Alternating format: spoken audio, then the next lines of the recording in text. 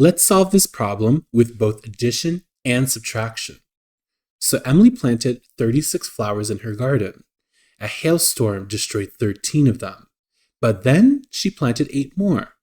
How many flowers are blooming in Emily's garden now? So we need to break down this question step by step. So originally she started off with 36 flowers, and the hailstorm destroyed 13 of them. So that's going to be 36 minus 13. So let's start. 6 minus 3 is 3, and 3 minus 1 is 2.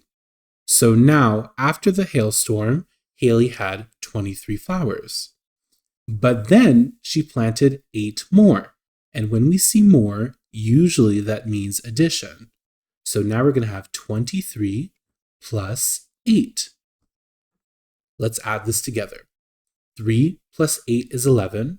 I can't write an 11 down here, so I'm going to have to regroup it. So I'll put 1 here and the other one up here. 1 plus 2 becomes 3.